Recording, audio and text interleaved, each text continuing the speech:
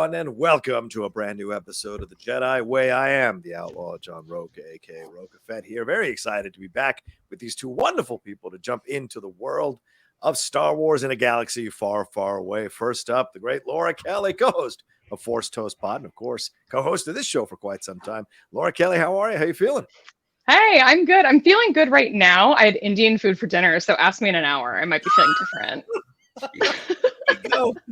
There we go. Don't do that on a Galactic Starcruiser. All right. So, and of course, joining us, who has been a permanent member of the show now for the last few weeks, and very excited to have him back again this week. Kevin Smets, the Smasher. How you feeling, brother man? I'm good. I mean, I just had gas station sushi, so we'll talk about 45 minutes. This might be an interesting show, needless to say. We may not last 20 minutes, to be honest. I don't know. Gotta go. Breaks.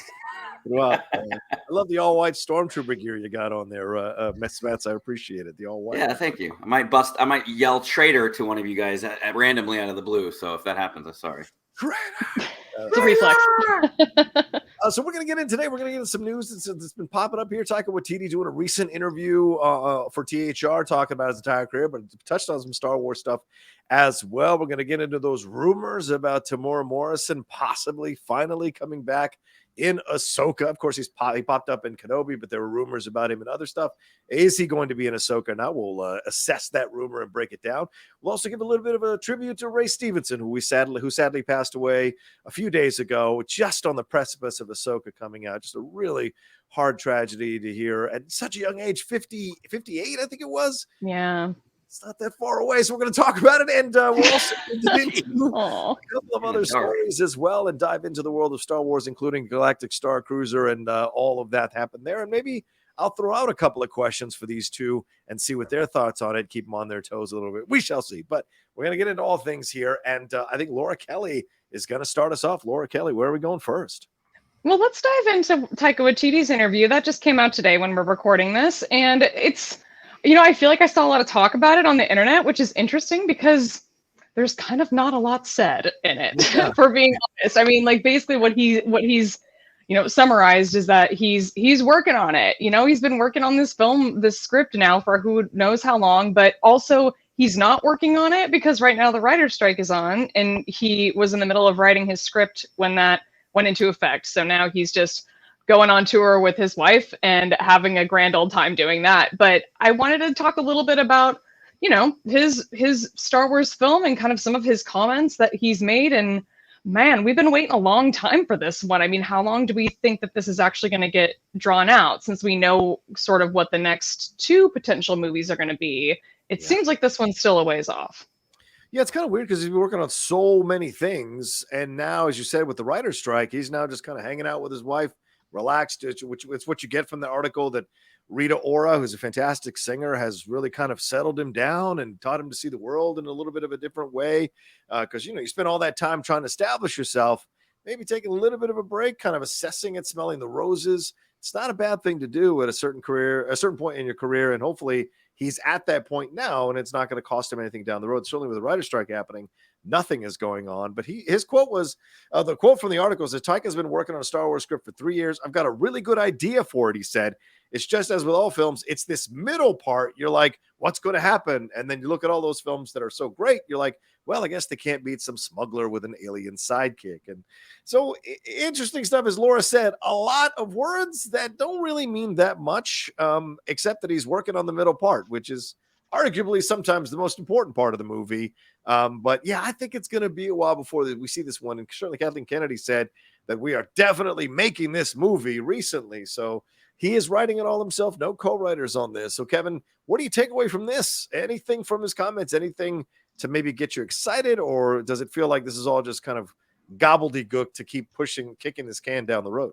Yeah, I think it's just there's not much Star Wars news going on. So, I think one of the other quotes that he said was like, "Oh, I'm just throwing a bunch of stuff to the wall and see what sticks." So I think we're starved for Star Wars news, and I'm excited for what he has. I think it's going to come out before the Rian Johnson trilogy, maybe around when the Rogue Squadron movie comes out. Is that, so somewhere in that time? So the day after Never? I don't know. But it seems like these movies are keep getting pushed.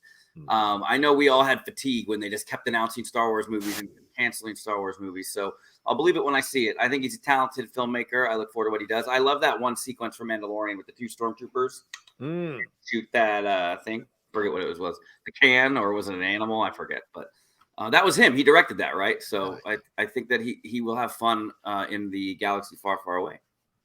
Yeah, Laura, some of the things that he said in the article talking about how he's, or some of the people have said who've worked with him, is that he looks for projects because he has his own production company now, and he likes to focus on Native American projects or Native projects. And certainly he's like, you can have weighty stuff, but it has to be presented in a little bit of lightness, a little bit of the humor like you got with Jojo Rabbit. So do you anticipate that he's just kind of trying to, I mean, are we seeing a dark comedy Sith Lord film maybe coming from Taika Waititi? Would he break some new ground in that way? Would that work in the Star Wars universe? Or will this be more of the kind of sarcastic, old school, original trilogy type of vibe between Han and Leia that people know so well? You know, it's hard to say because, I mean, I think about the episodes of The Mandalorian that he's directed, and then you look at, like, the most recent Thor movie, and I'm like, this guy's got quite the range. So I'm like, it's really hard to anticipate what to expect, even just in the Star Wars things that he's done, or the Disney things that he's done so far. So it's hard to say. I'm really looking forward to his film. I do hope that it's a little bit more on, like, the sort of dark comedy, throw in a little bit of that kind of goofy sense of humor that he tends to throw in. I mean, I as much as I like some of the dark and serious stuff in Star Wars, I like keeping it light, probably even more. I think that's one thing I've learned about my taste in Star Wars with all of the Disney Plus series that we've gotten, is that I tend to lean towards that side of the spectrum. So I think that whatever he ends up doing, I'm sure will be great. I just kind of hope that some of the, like, little bit of negative feedback that maybe came out of the most recent Thor movie doesn't make him more gun shy. But I mean, 2020 is when they announced this. It's been 3 years. We had a co-writer at one point that was working on this script with him. It was Christy Wilson Cairns, I think Yeah. And I'm like, I don't know where, she's not mentioned, I don't think, in this article. So I'm like, did she step away from this project at some point? Is she going to come back when the writer's strike is over? I have a lot of questions. And there's not a lot of questions about Star Wars that are answered in this particular article. But I like to think that we'll hopefully get some movement on it at some point hopefully shortly after that writer's strike is resolved. Hot take. Taika Waititi. Make Solo 2 happen. John Hoey, it's finally happening. He's writing Solo 2, a second Star Wars story, and that's why he made that little alien sidekick thing. You're going to see it. John Hoey, your dream has come to fruition, much to John Rocha stoked. He'll be there opening night. I'm just saying. He will. He's really excited. I would rather see Taika do the Lando movie. I'd be down with a Lando movie in Taika Waititi's hands. I think that could be really interesting. And, you know, one of the big complaints about, one of the criticisms, I think you could say, from the Boba Fett series was how the Tusken Raiders were presented so well as kind of this native stand-in for what we've seen in our world. And then it wasn't, it kind of just, as soon as they moved away from it, and they didn't touch back or touch base with it again after they moved away from it, and they were all wiped out. And maybe Taika could have added a little bit more here to kind of get the Native American point of view involved in the overall voice of the show. And maybe that's something that he's kind of figuring out. How can I have a Native American connection to this? How can I throw a Native angle into Star Wars and make it work in a way that maybe didn't 100% work, even though it was really effective for the times that it did work in Boba Fett? That maybe could have a more powerful punch and still a lighter punch. You know, something he says in the THR was like, we were so tired of seeing these Native Americans who are very stoic and playing flute on mountains. Like, where's the nerd natives? Where's those people? So trying to kind of add more ways of perceiving people and perceiving people from certain cultures, I think is a good thing if you're going to put it in the context of Star Wars. Kev? I love that idea. I mean, he did one of my favorite quotes, though, I mean, from this article, which is, I think, the first one he has about Star Wars, which is, I've got a really good idea for it. I have to say that kind of just sounds like he hasn't started yet. Like, does that not strike you as, like, he's trying to play it off just a little bit, which, like, doesn't seem in character, but, like, kind of does in some ways. Yeah. I feel like he used the same excuse when my mom would ask me, like, so how's your state project coming when I was in high school or junior high? Like, science project. I got a great idea for it. I'm doing it. And then it's the night before and I was supposed to spend weeks on it. And then I do it all in one night.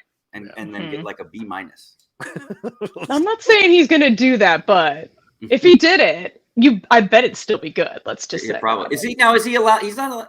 That's my question for you, Rocha. Is he allowed to write for personal projects, right? Is he allowed to write, or when you're on a writer's strike, you're like, no, it's pens down, pencils down. But if it's a passion project, could you write it behind the scenes and just wait? Sure.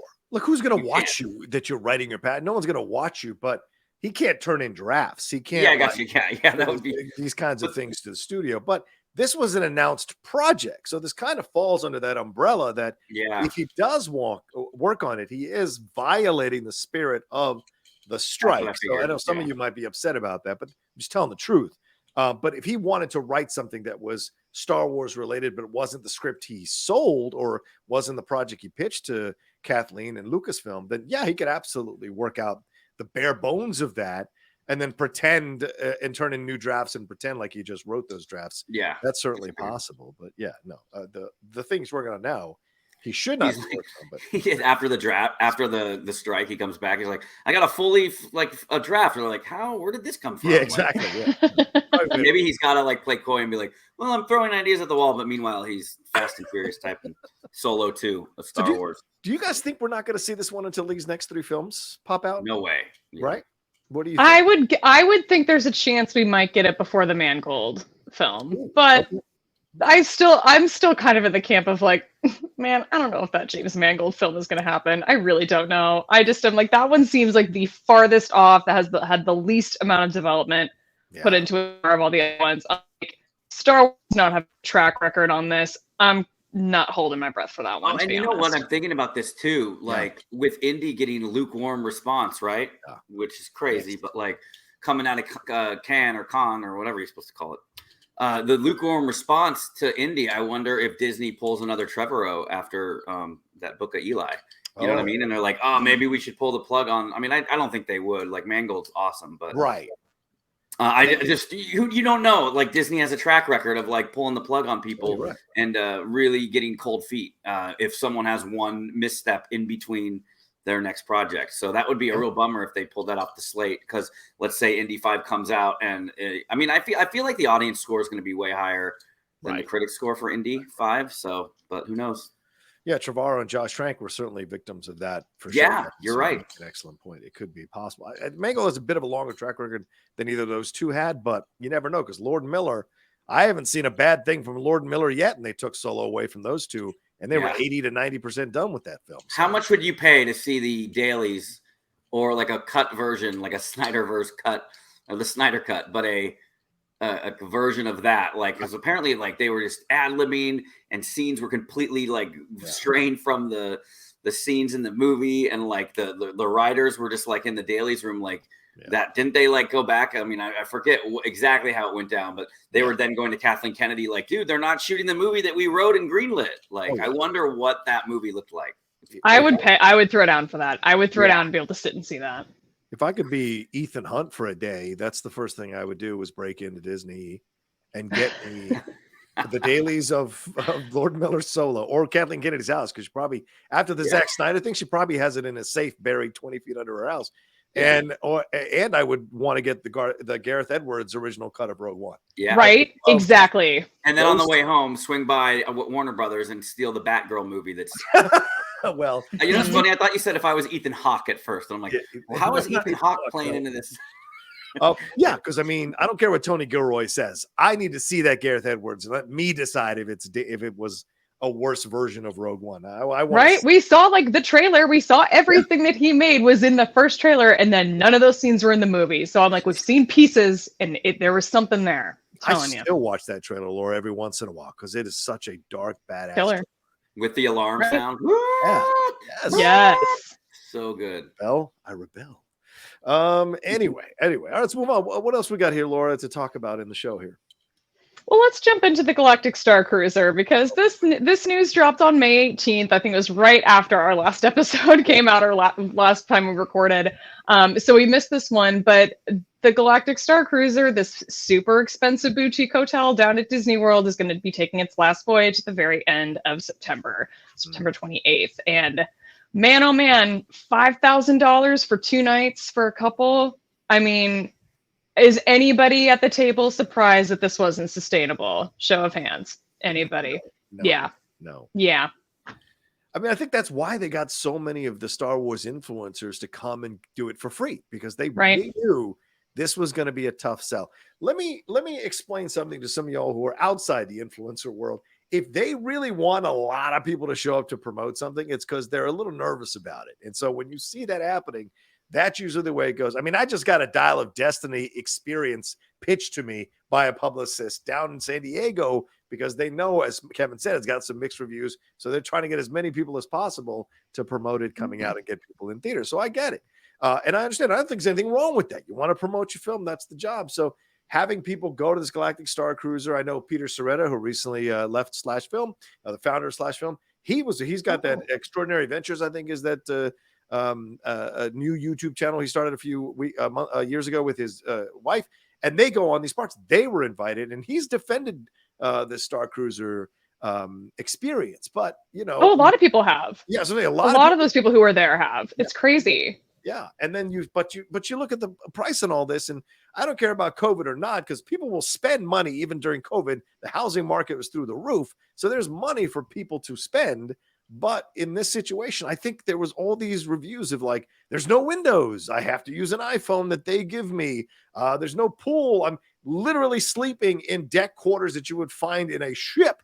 Currently, if you go to like the USS Midway or something, I don't know if I want to pay that much for that experience. And the characters, and they never broke character. They were not supposed to break character. So that frustrates you even more, in that you can't get like some real talk before you get off that ship. So it had middling reviews, and in the end, I think that's what cost it. Kevin, what are your thoughts on this? I'd like to preface this by looking in the camera and apologizing, because I understand for all of the people that work there that lost their job. So for that, I feel bad. But Absolutely. Now I'm going to put my mic down and go on my rant. If it costs less to go to Prague on a 10-day vacation than to go into a Marriott with blacked out windows with a screensaver behind the curtain, with a no pool, small amenities, what do you think was going to happen? Yeah. They outpriced it. They were villains like the Jurassic Park Gennaro lawyer that was like, oh, we'll charge them. We'll have a coupon day or something. People will pay. They'll come. Well, they didn't come. And it wasn't like you could relax there. You're in your quarters, and then bang, bang, a freaking Wookiee's knocking on your door and says, you got to go up to the top and play a overblown game of asteroids in a Star Wars thing. No, dude, if you've watched these watch-throughs, it's great. You go in. It's like the queue at Rise of the Resistance. You get a cool interactive show at first, like the First Order, spoiler alert. They come, and there's a thing with all the stormtroopers and Kylo, I think.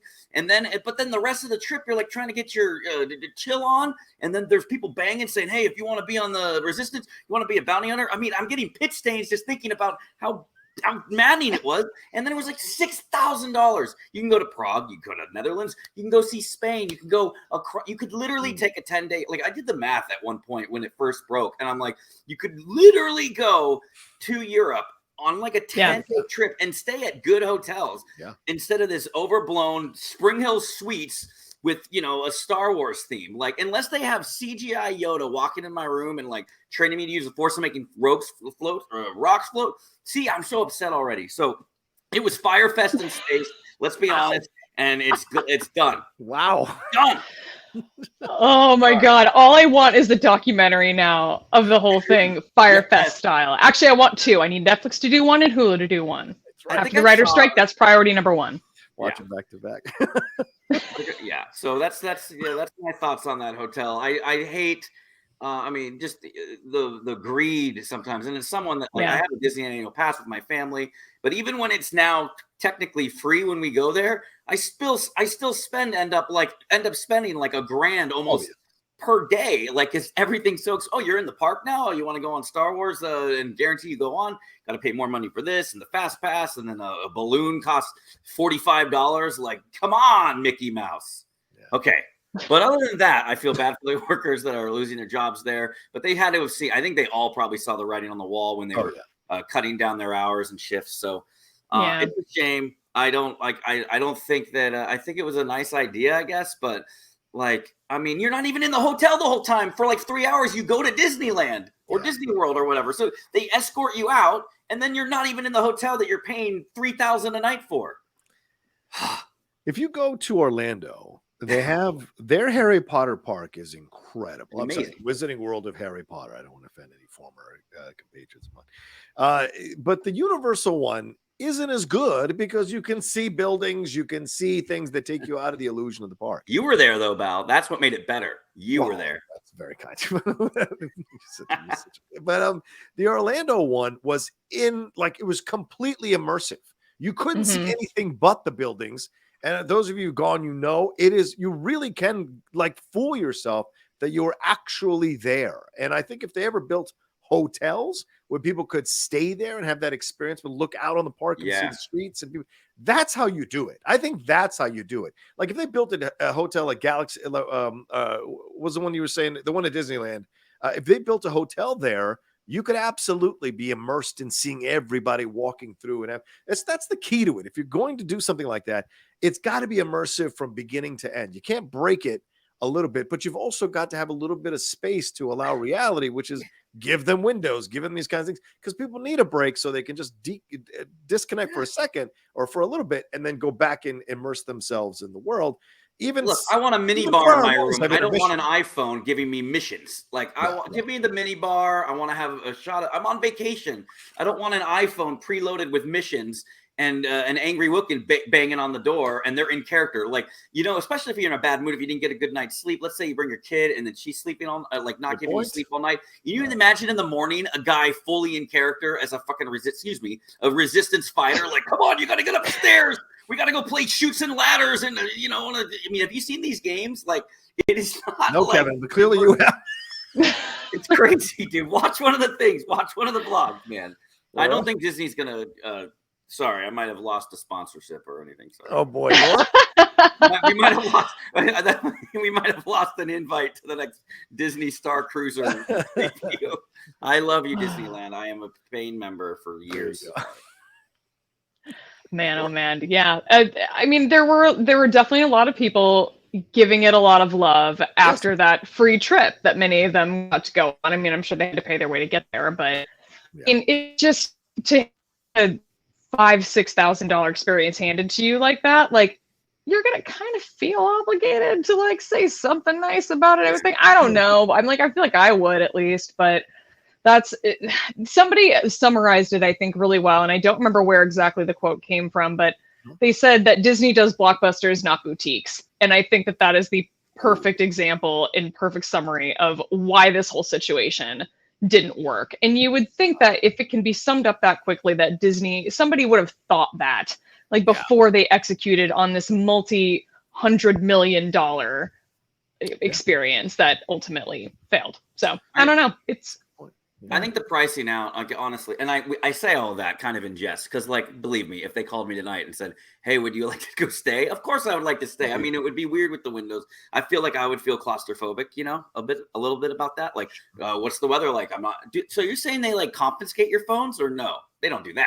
Yeah, I think that you surrender your phone, and the only thing you have is that's insane. The iPhone that you can use to do missions, or there's no signal, and so they only have the iPhone signal. Oh yeah, you're in space, John. Of course you wouldn't get a signal. That's what I'm saying. Or there should be really good signal everywhere. One of the two. Yeah. There's no in between. Yeah, that's a good point. In space, no one can hear you tweet, I guess. Yeah. But I think it's a perfect example of just they outpriced it. Because I would go. I mean, I think everybody would want to try it. You know what I mean? Sure. That immersive. But I remember looking at that price thing, and I was like, yeah, not doing it. And I have a coworker that actually, his wife's birthday is on May the 4th, and they went last year, and he said it was fun, because they had a kid, and the lightsaber part of it was really fun. So I'm not throwing shade on anyone who's been there and had fun, but right. I just think that when you make something so expensive, I just feel bad for a lot of people that probably really wanted to go, and then literally you could, it's the sound of 1,000 voices that cried out in terror and were suddenly silenced. It's they cried out and oh, I can't afford that, and then that's it. They're done. Well, you made a very good point in that you could do that trip to Europe for 10 days for that price. I mean, multiple people. I remember saying the same thing when they first revealed the price for all of this. I'm like, I will plan a trip to Europe for you right now, you and at least one other person for X number of days in whatever countries, and flights there and hotels. I guarantee you can do it for under $5,000. Yeah. You could have done Star Wars Celebration for $6,000. But they don't have Wookiees banging on your Right. door with an iPhone with missions. Hey, stop drinking your Mai Tai over there. It's time to get up here and sorry. But, I mean, I'm sure you know what you sign up for, so you can't be upset about it if it does happen, if a Wookiee does show up and get you on the mission. So. I think I saw someone tweet that they hope the it might have been John Hoey actually, that they hope the canonized version of what happened to the Star Cruiser is it does get destroyed by the First Order. Oh, Jesus. It's pretty dark. That was Hoey, call me out if I'm wrong, but I think you did that. Of the cruiser and the mission. Also, that was something that people didn't 100% like the time, like where they said it in the Star Wars. Oh yeah, all the anti-Disney people. Yeah, but I agree. Well, and that's a common complaint, I think, of the entire Galaxy's Edge area, is that it's also ingrained in the sequel trilogy. But you say that, and now you've got like Boba Fett and Fennec Shand and Mando and Grogu walking around. I'm like, yeah, so like, how committed are we to this time and this bit? Like, can we just expand it? Come on. I agree. Yeah, no one's complaining about, oh, well, Mickey Mouse is walking around, Adventureland. It's like, well, yeah, it's fine. It's a theme park. Let people roam. Right. Man, I sound like an old. My wife calls me, "Oh, you grumpy old man today." Yeah, let's calm it down, okay? Have some water, Kevin. Have some water.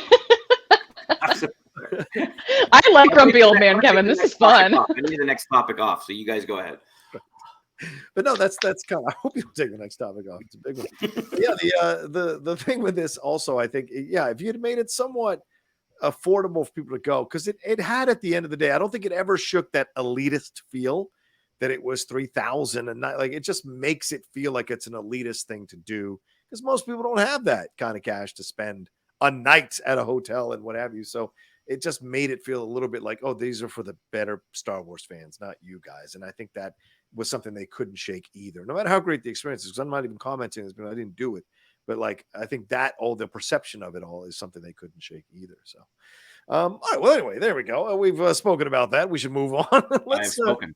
Let's take a quick break, and then we'll jump into a few more topics here on the back half of the Jedi Way. And while we're doing that, please want to remind you all to please subscribe to the channel if you're watching right now, and hit that bell button, and definitely follow these two wonderful people on their social media handles while we're taking this quick break, because they are both great follows with their commentary on Star Wars and other things as well. So we'll be right back right after this.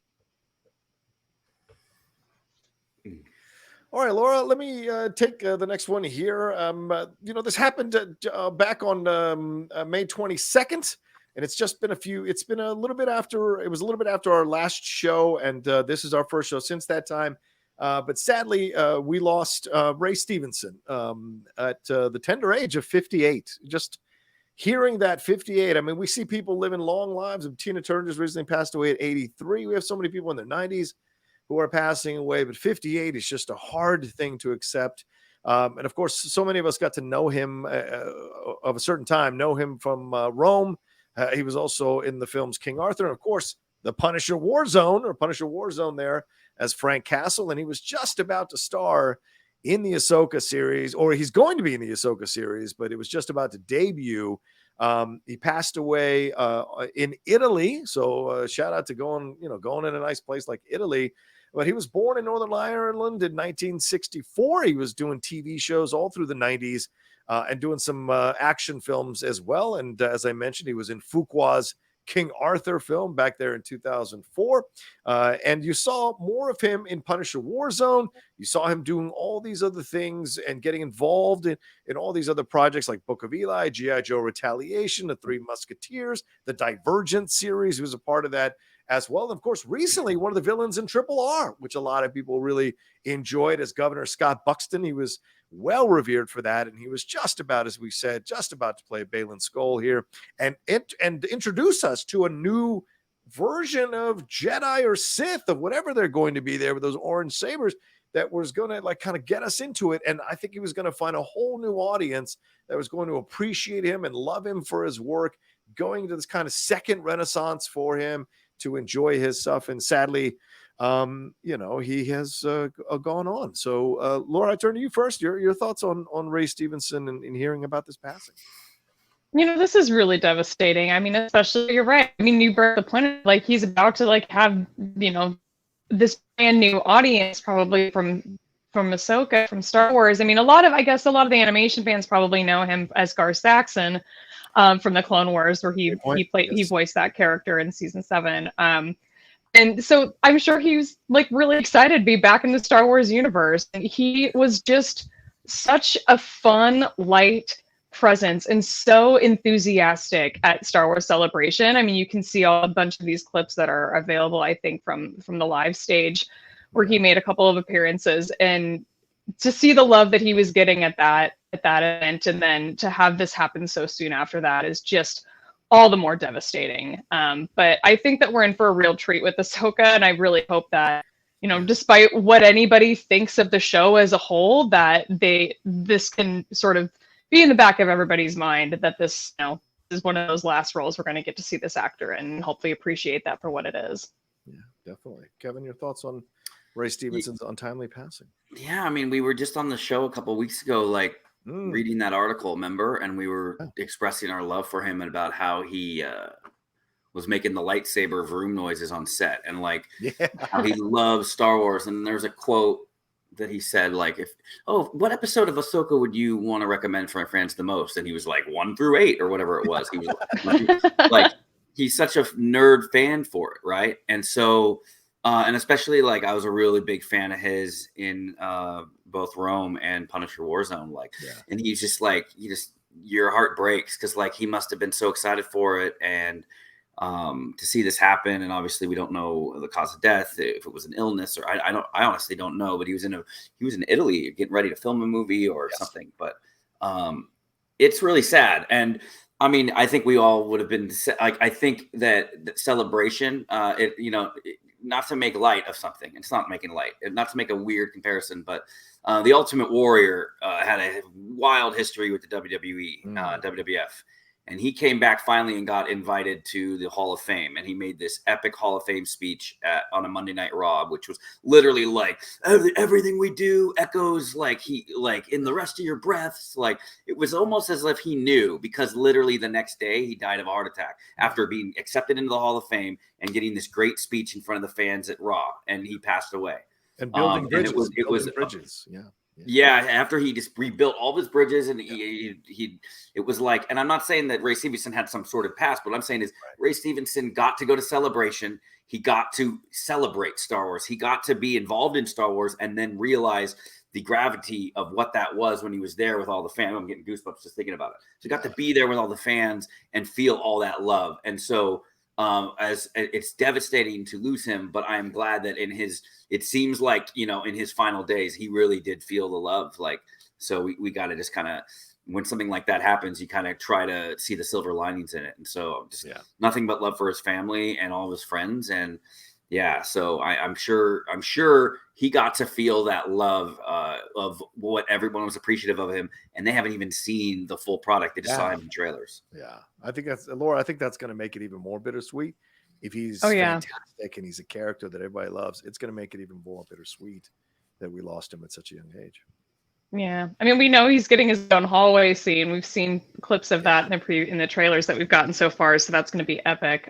But Rosario Dawson posted a really nice tribute to him, really nice photos on her Instagram, I think the day he died or the day after, and you can tell that cast is really tight-knit in short amount of time that they had together filming those 8 episodes. So it just must be devastating. I hope that, his friends and his family are finding comfort in each other in this time.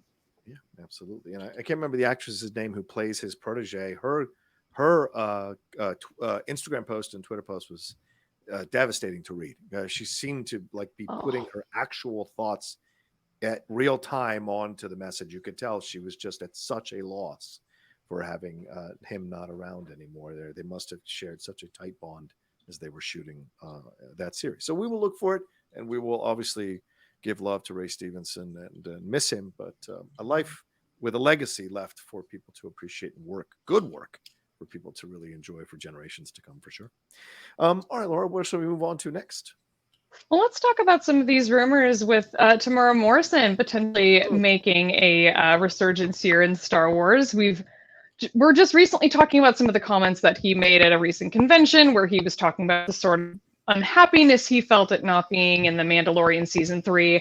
Yeah. But it's starting to look like he might be returning as as Captain Rex potentially in the Ahsoka series. And these rumors have been around for a long time. This started in early 2020 that we were hearing that he might be in season 2 of the I think it was The Mandalorian, that he was going to show up in Rex was going to show up in season 2 of The Mandalorian. He did not, but at least we did get Temeura Morrison as Boba Fett in that season, which is really exciting. But then, the rumors just kind of keep on swirling, and here's a new one from One Take News. They're reporting again this most recent rumors that he has in fact been cast as Rex in the Ahsoka series. Well, it makes sense, doesn't it? I mean, with what happened with at the end of Clone Wars and what we saw there, and certainly seeing Rex popping up in the Bad Batch. So why wouldn't he show up here? And I think him having that sweet cameo in Kenobi was something to kind of give a little taste. And then boom, let's have him in Ahsoka. It just makes all the sense in the world. I don't know if it'll be in current time. Will it be flashbacks? What will it be where we see Rex in the context of Ahsoka? I don't know, but it makes all the sense in the world that he should show up in this series, considering the strong connection that Ahsoka had with the clones. So it just makes all the sense in the world. What are your thoughts here, Kevin? Does this one feel more realistic than other possible other rumors that have had him showing up in other series? Yeah, I mean, he was confirmed, like from an interview with Stuart Beattie, that he was going to reprise his role in the original draft of Obi-Wan. All right. Obi-Wan had a secret buddy on Tatooine, and that was Commander Cody. And it was like too old. Yeah, like I have quotes actually here. I wanted to bring it up because I just had remembered this. I completely forgot about this. Oh my gosh. This is from Stuart Beattie himself. He said, yeah, Cody was the big one we scrapped. I loved the idea of Obi-Wan having a buddy on Tatooine, a secret buddy. So the first time Obi-Wan goes to town, you see Cody, he's following him through the streets and attacks him, keeps him in an alley with a knife to his throat and says, you're dead. And then they realize, oh, Cody's making a point. Come on, you got to be more careful. And you realize Cody is now morphed from someone who was trying to kill him to someone who is now devoting his life to protecting them.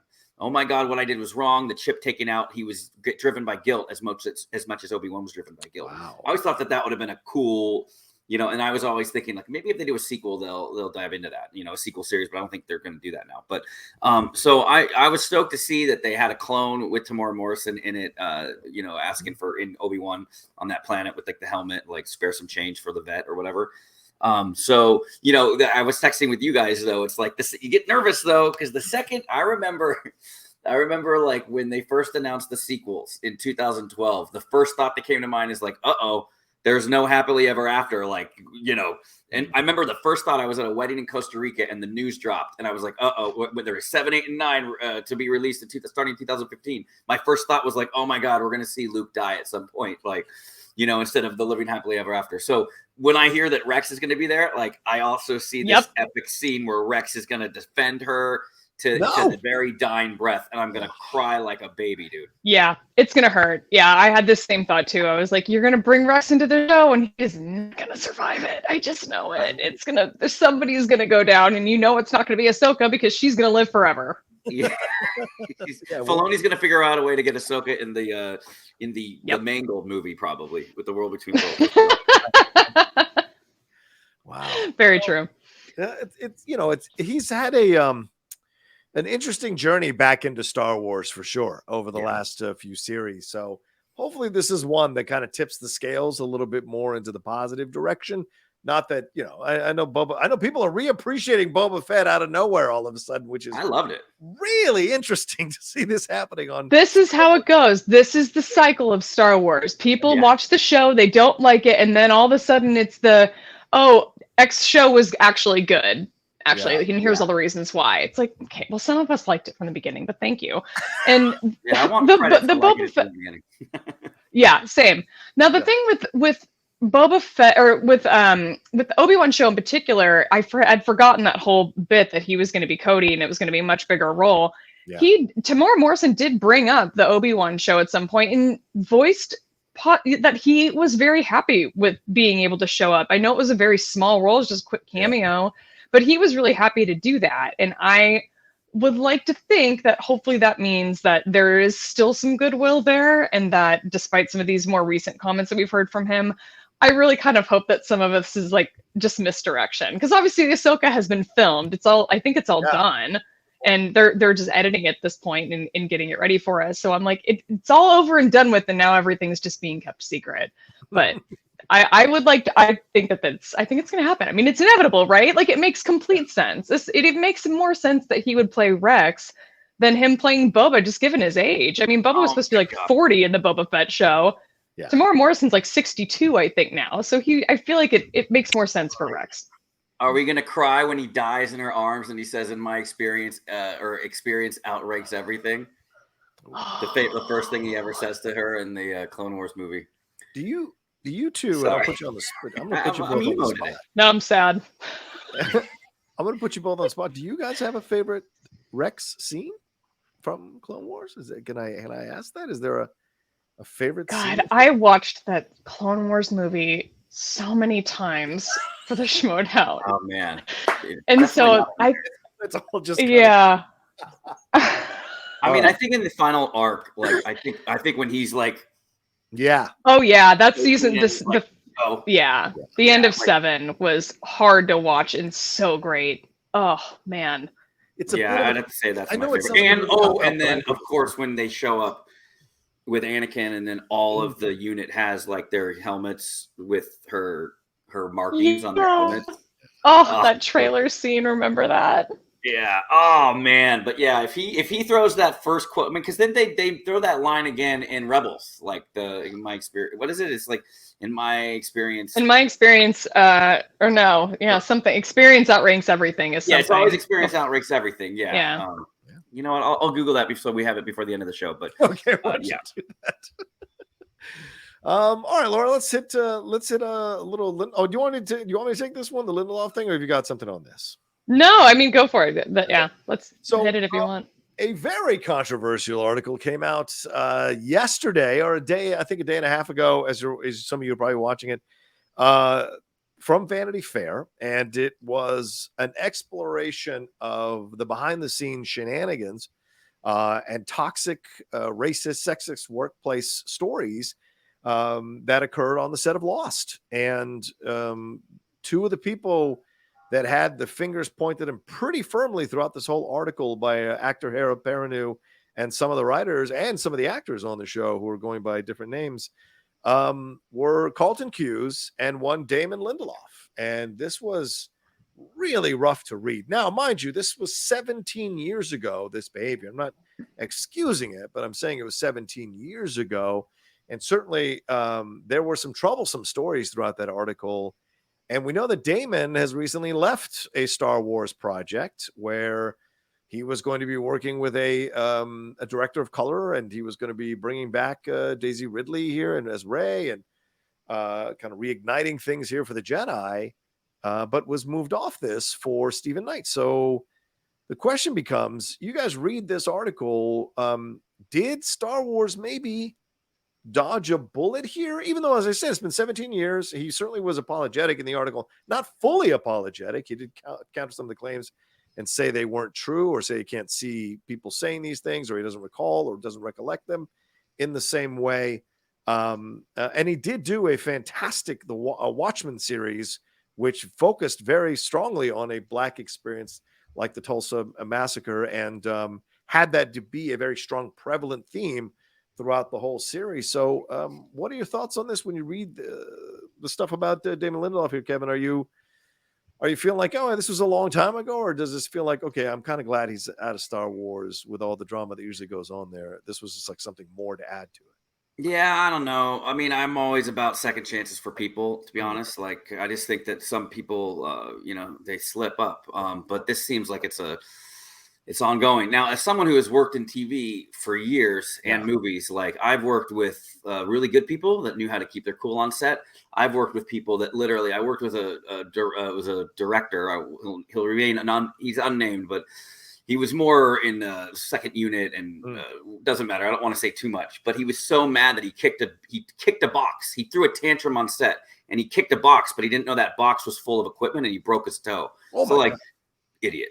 Yeah, so I've worked with people, and then in post production too. We worked with a producer that we all knew that on day, like we would have a code name like Zool from Ghostbusters. Like if this person was in a bad mood, we knew like okay, and it's like they would unleash hell on people. And to be honest, I don't really put up with that too much. So like I've always been the one to like chip back or be like, look, I'm not going to be talked to that way. And I've literally stood up for myself. And did that maybe prevent me from working with that person again?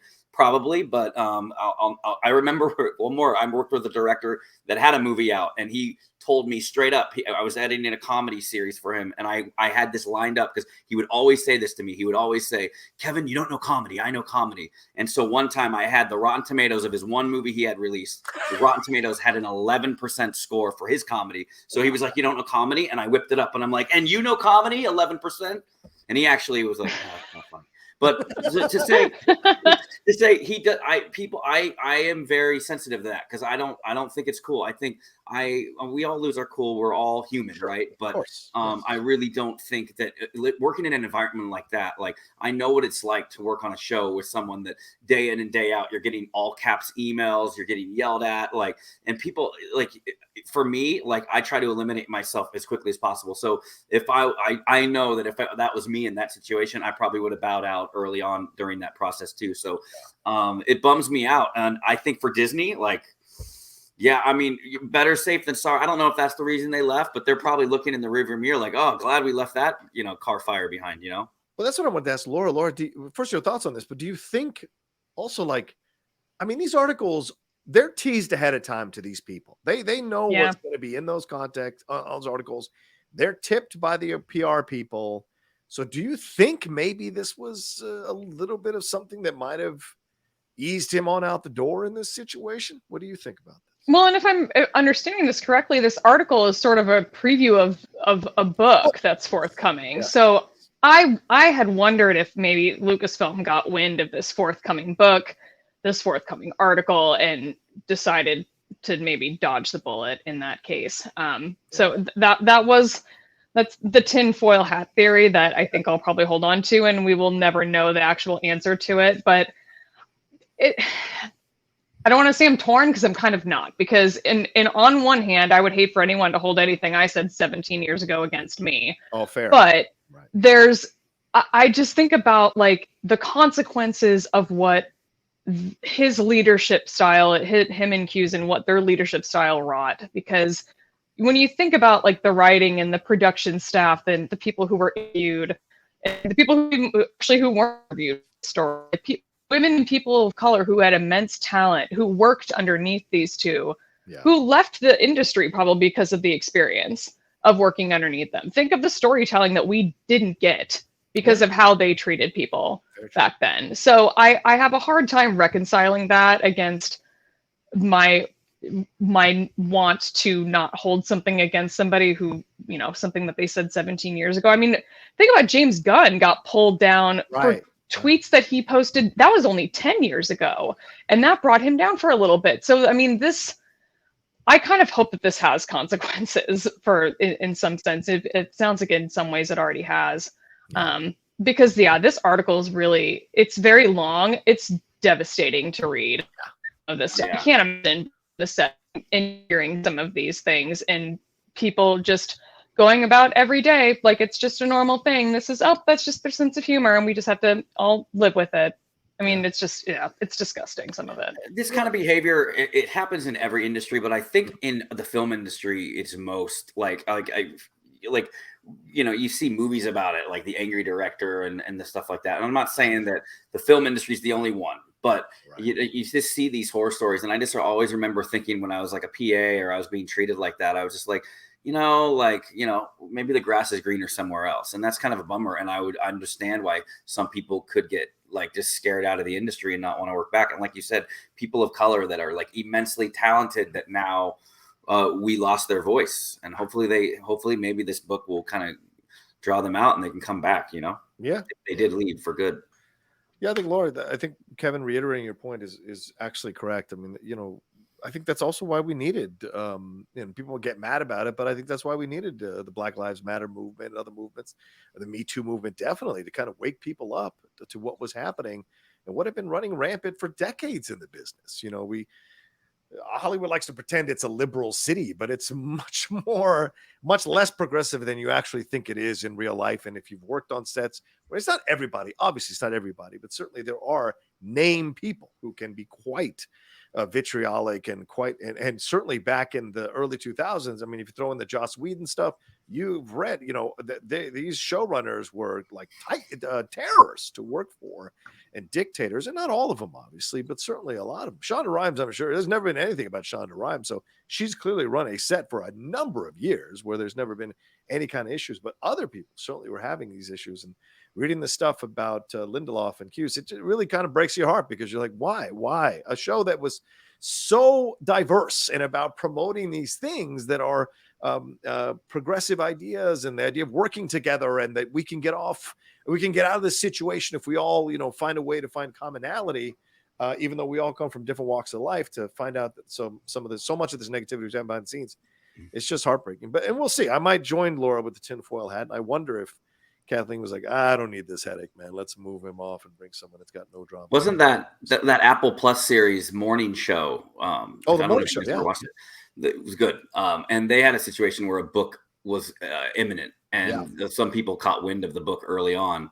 So I wonder if something like you said, I don't know, that's not so far out of theory. It does happen. Very true. It does happen. It does happen for sure. All right, well, let's wrap up the show with a final conversation. I want to ask Laura. Listen, Laura, you tweeted about this. I just got the digital version of this, but we have Star Wars Rise of the Red Blade coming. You have got the physical copy. Anything you can say about it, preview-wise, excitement-wise, to get to maybe encourage people to go and pick this thing up? What's your thoughts on it so far, Laura? Well, I only got the e-copy today too. I imagine the hard copies are in the mail at some point, but the e-copy I haven't actually. I think I read like one page of it. I haven't gotten very far into it, but I'm very excited for this book. I really like Delilah Dawson as an author in Star Wars. She's written some really amazing stories, short stories, and some of the From a Certain Point of View books. But she also wrote the Phasma novel, which is fantastic. The sort of sequel to it is Black Spire, which sort of set around the Galaxy's Edge storyline. They're both just fantastic. So I'm really, really excited that she's back. She hasn't written a Star Wars novel or story in quite some time. But the story sounds like it's mostly going to be set during the Clone Wars. Just from kind of reading the publisher summary, it sounds like a lot of it is going to be the sort of leading up to this lead character ultimately becoming an Inquisitor and sort of maybe not justifying her choices, but kind of explaining how she got there. And just reading the first page, like, I'm all in. I'm very excited for this book, and I have been for a while.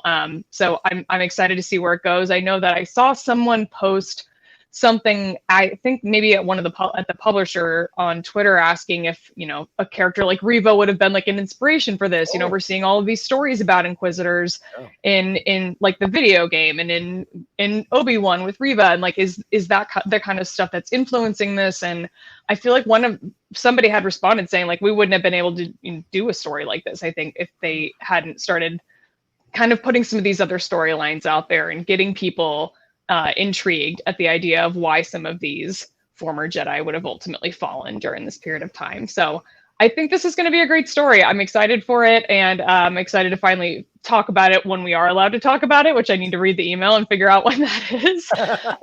But yeah, this novel is one I've been looking forward to for a while, and Delilah Dawson's return to writing Star Wars.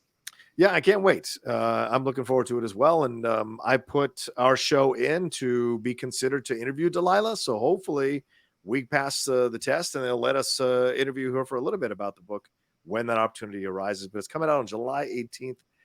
And I will absolutely be burning through this one. Like, this one I've been waiting for. So I can't wait to jump in. Kevin, any thoughts on this? Hopefully the book company doesn't see my rant on the Starcruiser before they accept or deny you for that interview.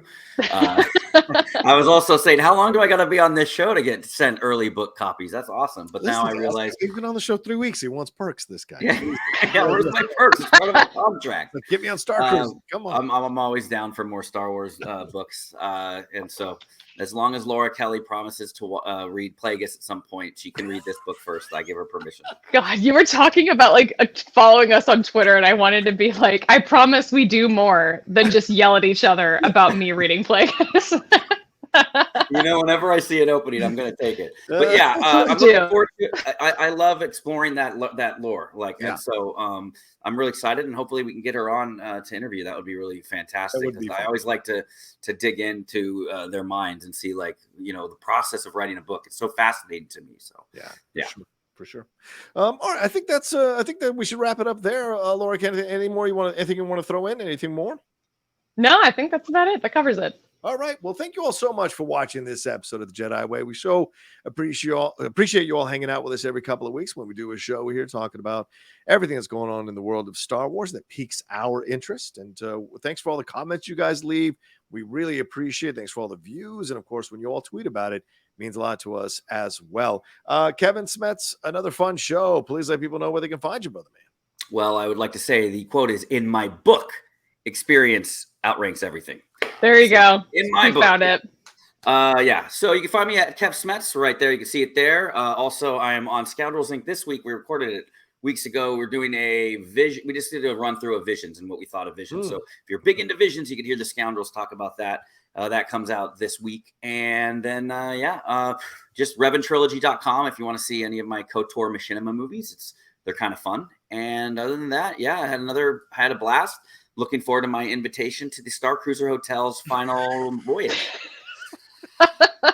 Yeah, you got about 4 months to repair those bridges there, old Laura, another fun show. Please let people know where they can find you, Laura.